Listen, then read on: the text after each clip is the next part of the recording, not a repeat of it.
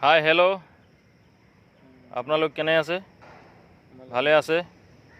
আচলতে মই এটা ভিডিঅ' বনাব লৈছোঁ সৰু সুৰাকৈ।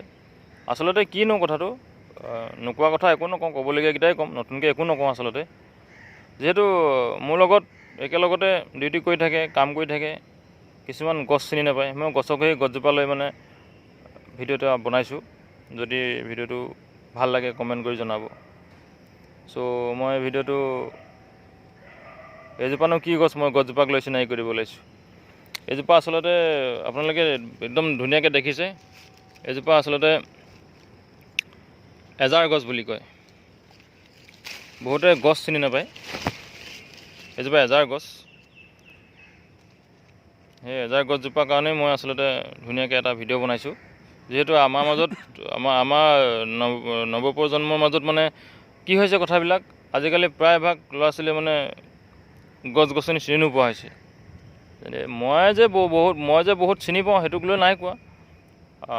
মই যিখিনি চিনি পাওঁ সেইখিনি অলৰেডি মই মানুহক যিমান পাৰোঁ দেখুৱাবলৈ চেষ্টা কৰিম, বা মই নামসমূহ কৈ দিম। এতিয়া কৃষ্ণচূড়া গছ, সোণাৰু গছ দুবিধ আছে। এবিধ আছে বিলাতী সোণাৰু, এবিধ আছে জাতি সোণাৰু।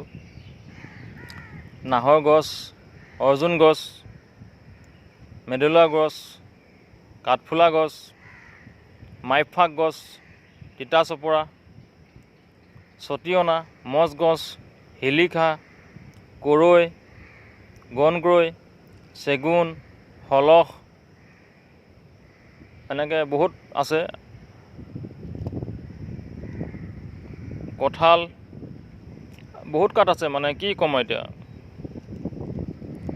আচলতে ময়ো এনেকৈ নাজানিছিলোঁ। আচলতে এনেকৈয়ে মানে হাবিয়ে বৰল বিচাৰি থাকোঁতে গছক মানে চিনি পালোঁগৈ।